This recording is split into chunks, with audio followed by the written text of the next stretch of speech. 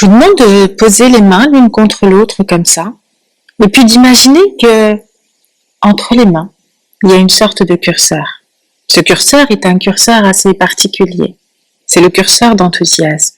Et puis, juste en imaginant ce curseur, essayez de laisser les mains se séparer l'une de l'autre progressivement.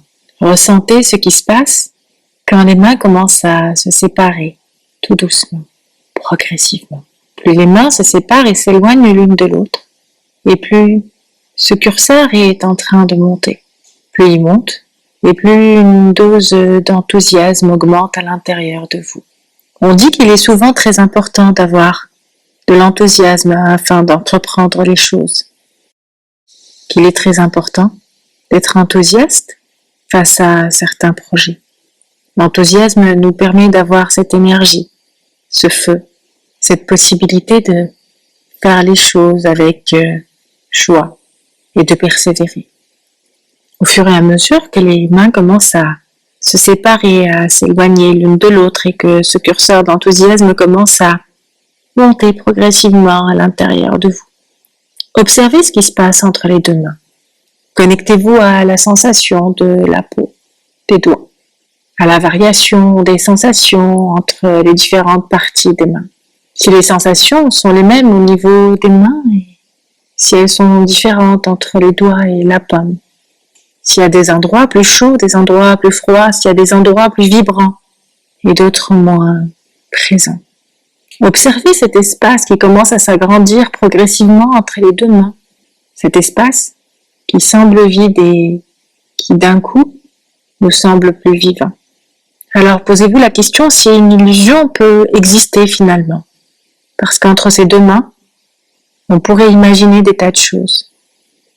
Et continuez à ressentir ce qui se passe entre ces deux mains. Continuez à ressentir les vibrations, les variations de l'air et remarquez ce que ça vous fait à l'intérieur. Il arrive souvent que quand on focalise notre attention sur quelque chose, que nos rythmes changent, que notre attention soit dirigée vers quelque chose, modifié à l'intérieur par rapport à nos fonctionnements habituels. Alors il se pourrait que ce qui existe entre les deux mains, ce curseur d'enthousiasme, cette dose d'enthousiasme qui commence à augmenter progressivement, ne soit qu'une illusion, mais une illusion qui commence à prendre forme, à exister, à devenir de plus en plus réelle et vivante entre les deux mains. Certaines choses sont pourtant là, même si la perception n'est peut-être pas un indicateur fiable dans certains cas. On est souvent limité par nos sens et le soleil de midi ne fait pas d'ombre et pourtant c'est à ce moment-là qu'il est le plus fort, le plus chaud. Il arrive souvent que nos sens nous trompent, que notre cerveau nous donne juste une version de la réalité qui correspond à ce qui a été enregistré au préalable dans nos fonctionnements habituels.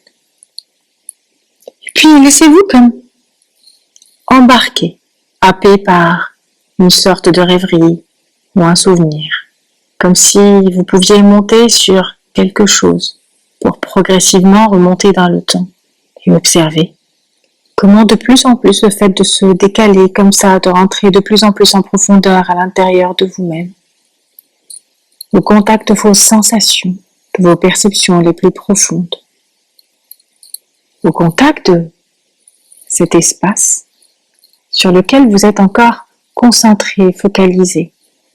Cet espace qui était au départ vide, qui semblait dénué de vie et qui progressivement commence à se remplir de sensations, de perceptions, de vibrations, peut-être d'images, peut-être de sons pour certains. Et en tout cas, juste au contact de ce qui se passe, comme sensation au niveau des paumes et des doigts, juste au contact de la variation, des vibrations, se rendre compte petit à petit à quel point c'est en train de commencer à prendre vie. Prendre vie comme quand on commence à se connecter progressivement à son imagination. Pour certains, il est facile de se laisser aller, pour d'autres, l'heure n'est pas encore arrivée. Alors, Imaginez la frontière entre le réel et l'imaginaire. Cet espace où des possibilités infinies vous attendent, où des associations insoupçonnées peuvent prendre forme, où les choses se forment et se déforment tandis que d'autres prennent forme et, pour certains, cette frontière est transparente, pour d'autres, plus opaque. Pour certains, cette frontière est fine, pour d'autres, plus épaisse, plus ou moins poreuse, plus ou moins imperméable et du coup, commencez à vous préparer à faire un pas, comme pour la traverser, comme pour aller vers un espace où l'imagination elle-même est une frontière, une voie de passage. Du coup, commencez à vous préparer à faire un pas, comme pour la traverser. Ressentez ce que ça vous fait, ce qui change. Et puis, ressentez comment le fait d'être en contact encore plus avec cette imagination vous décale encore plus et c'est déjà un état de transe qui commence à prendre place, qui vous ancre de plus en plus dans ces sensations assez étranges et qui commencent à être familières de plus en plus. Observez comment ça modifie un peu plus votre état de conscience et le fait que ça vous décale de cette manière. Ça vous élève, ça vous plonge à l'intérieur de vous-même. Comment cet état de transe est à la fois ressemblant à d'autres états que vous avez déjà vécus dans certaines expériences, mais qu'il est à la fois unique et différent. Mais il arrive souvent que notre état interne se modifie, que notre état interne modifie aussi notre perception du temps. Une minute peut nous sembler des heures dans certaines situations d'attente et on peut difficilement croire qu'une heure est déjà passée en compagnie de certains. On voudrait que le temps s'étire, se prolonge, comme les derniers moments de vacances que l'on aimerait transformer en une éternité. Le temps peut être condensé ou prolongé. Étendre le temps comme étendre sa conscience des choses. On peut revoir l'histoire de sa vie en quelques secondes, des secondes qui durent une éternité. Et vous allez bientôt traverser cette frontière spatio-temporelle connectée à cet enthousiasme qui commence à augmenter au fur et à mesure que les choses se modifient à l'intérieur de vous. Et vous allez bientôt traverser pour aller trouver ce moment où l'accès à la créativité a été probablement inhibé. Comme le moment où cette porte a été masquée, comme le moment où un rideau a été posé, comme un voile, pour rendre cet accès transparent, invisible, pour le cacher, pour le protéger des regards. Il arrive souvent que quand on est enfant et qu'on vit certaines expériences, qu'on cherche à taire, à protéger certaines parties de nous-mêmes et qu'on mette un voile dessus pour empêcher les autres d'y accéder, pour empêcher certaines choses de nous faire souffrir ou certaines émotions de remonter. Comme une manière de se protéger, comme une manière de se faire une sorte de carapace, de cocon, comme une sorte d'apprentissage inconscient. Et là encore, il ne s'agit pas d'enlever ce rideau, il ne s'agit pas d'enlever cette part inconsciente, mais juste d'annuler l'action qu'il a mis là. Il ne s'agit pas de l'ôter, mais de modifier ce qui s'est passé avant, notre perception de ce qui s'est passé avant. On ne change pas les événements, mais c'est juste une manière de changer la perception, le regard posé sur ce qui s'est passé. Il arrive souvent que nos réactions soient différentes d'une personne à l'autre face à un même événement, en fonction des ressources qu'on avait à ce moment-là. Notre perception d'adulte face à un événement est forcément différente avec tout ce qu'on a vécu par rapport à notre perception d'enfant à un moment bien déterminé. Alors traversez cette frontière comme pour se libérer de certaines images et en laisser d'autres venir. Il y a les formes, il y a les sons, il y a les sensations. Et dans cet espace, il y a surtout leur mouvement, leur mobilité, ce potentiel de changement, ces infinies possibilités de transformation. Et pour que chaque mouvement vous embarque à travers une expérience, toujours plus loin dans le temps. Des images, des sons, des odeurs, certaines phrases comme « faut pas rêver, mon petit ». Tu sais bien que c'est impossible. Voyons, c'est n'importe quoi. Tu radotes ou arrête de mentir. Tu n'as pas pu voir ça. Tu n'as pas pu le faire tout seul ou tu n'as pas pu... D'autres phrases comme il faut avoir les pieds sur terre pour avancer. Et puis tellement d'autres injonctions, tellement d'autres phrases et tout ce qui nous met dans un moule, ce qui nous enferme dans la normalité, tout ce qui nous pose des carcans, des œillères, tout ce qui limite notre champ de vision, tout ce qui va limiter nos perceptions, nos possibilités, toutes ces injonctions, toutes ces croyances injectées, toutes ces vérités imposées. Et continuez comme si cette fois vous étiez sur le dos d'un animal mythique. Cet animal mythique qui sait où se trouve le rideau. Et ressentez comment ce voyage à travers ces expériences vous rajeunit progressivement. Et vous rajeunit encore, c'est comme si la montre tournait à l'envers, dans le sens contraire. Ressentez ce qui change dans votre corps, dans vos rythmes, dans vos sensations, dans votre regard, comme si les choses commençaient à se déformer progressivement, que les sons devenaient plus lointains, que les sensations étaient différentes, et vous êtes appelé de plus en plus sur le dos de cet animal mythique qui a cette possibilité de remonter le temps. Cet animal mythique qui, lui, c'est tout de vous, qui, lui, a cette capacité de retrouver juste l'endroit où ce rideau, ce voile a été posé sur votre créativité, sur cette part d'enfant qui était capable de voir les choses autrement. Et vivez encore chaque expérience comme si elle était unique. Laissez-vous guider.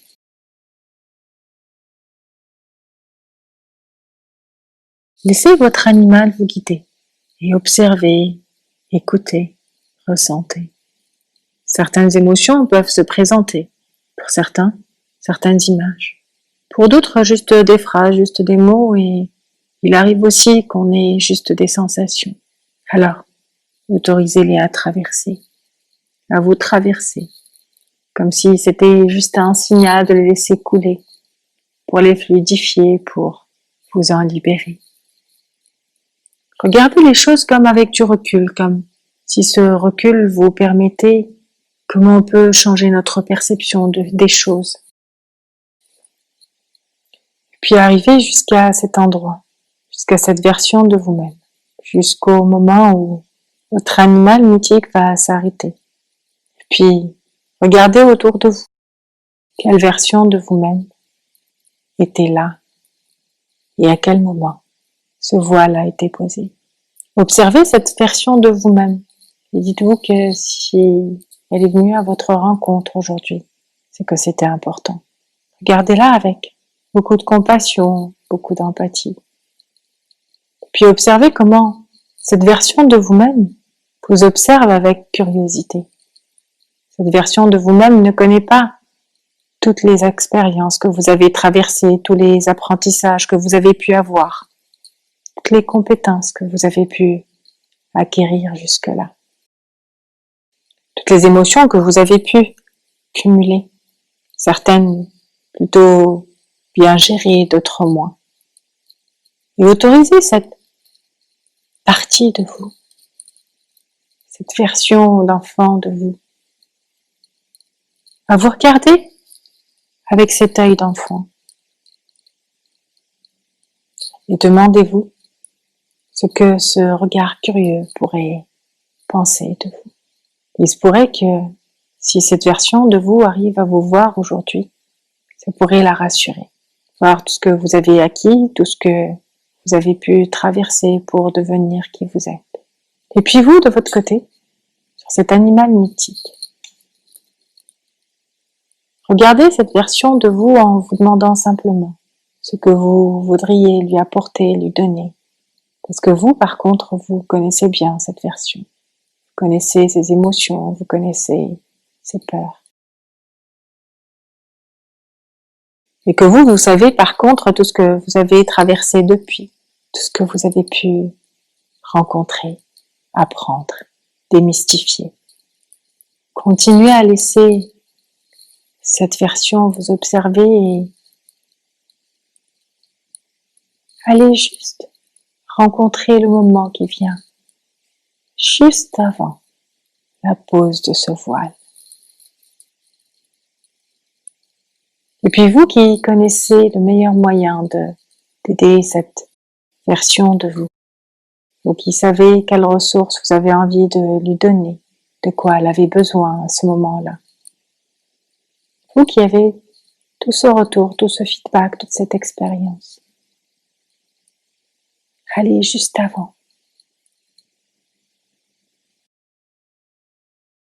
Et posez-vous la question sur qu'est-ce que vous pourriez changer pour annuler l'action de ce voile posé? Qu'est-ce que vous pourriez donner comme ressource pour que ce voile ne soit pas posé à ce moment-là? Pour que ce voile ne masque pas votre créativité. Et puis, sentez-vous libre de donner tout ce que vous avez besoin de donner à cette version de vous-même. Pour certains, ce sera de l'amour, pour d'autres de la compréhension, de l'écoute. Pour certains, ça pourrait être juste un geste, rassurer, prendre dans les bras, ou simplement dire qu'on est autorisé à rêver, que la plus belle chose dans la vie est cette capacité, cette magie qu'on a de voir à travers les frontières de nos perceptions. Encourager cet enfant, lui donner la possibilité d'être particulier, d'être spécial, d'être unique, d'être différent. Juste avant que cette version de vous-même ne prenne forme. Juste avant que ce voile ne soit posé. Et puis, tout simplement,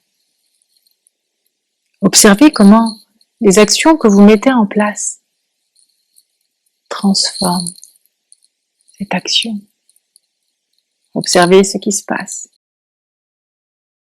Comment ce voile n'est peut-être plus posé de la même manière, ou peut-être que maintenant qu'on sait là où il est posé, avoir la possibilité de le retirer à chaque fois qu'on en a besoin. Ou peut-être apprendre à cette version enfant de vous-même, à jouer avec, à l'enlever, à le remettre. Et apprendre cette liberté qu'on peut avoir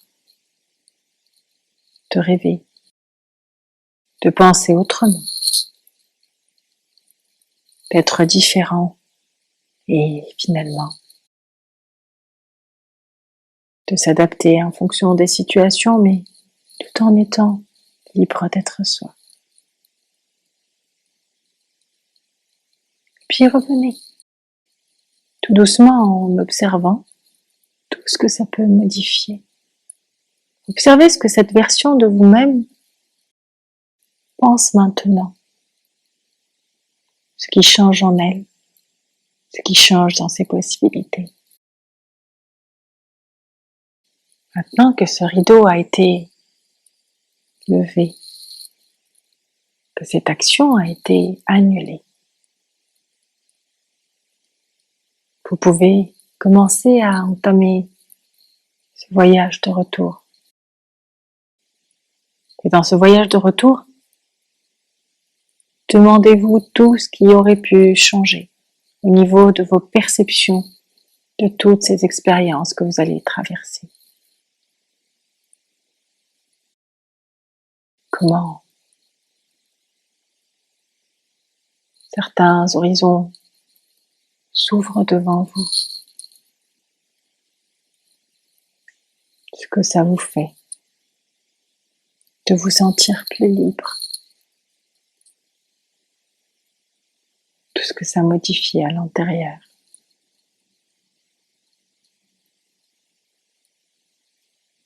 Tout ce que ça pourrait modifier à l'extérieur.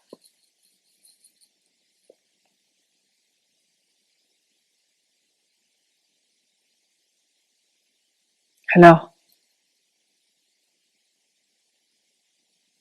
revenez tout doucement, en étant persuadé qu'une bonne partie de vous a pris conscience de quelque chose de nouveau.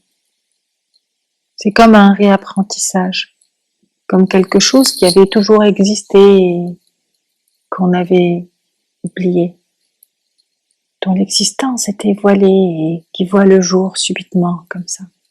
Et puis revenez progressivement, comme reconnecter avec des possibilités nouvelles, comme si vous veniez de réécrire votre histoire, comme si à partir de maintenant, vous pouviez être l'auteur d'un livre plus passionnant. Et dites-vous qu'à partir de maintenant, à chaque fois que vous en aurez besoin, vous pourrez revenir dans cet espace entre les deux mains. Et qu'en les écartant, la dose d'enthousiasme pourrait commencer à augmenter pour vous reconnecter à quelque chose de puissant, pour vous souvenir de ce que vous avez oublié. Et revenez progressivement, transformé, enrichi par quelque chose de nouveau et pourtant tellement ancien, avec un regard différent. Vous pouvez commencer à bouger progressivement et à ouvrir les yeux s'ils étaient fermés entre-temps. Voilà, juste revenir aux sensations corporelles et à vous reconnecter à votre environnement, à ce qui vous entoure avec une manière peut-être un peu plus particulière de voir les choses.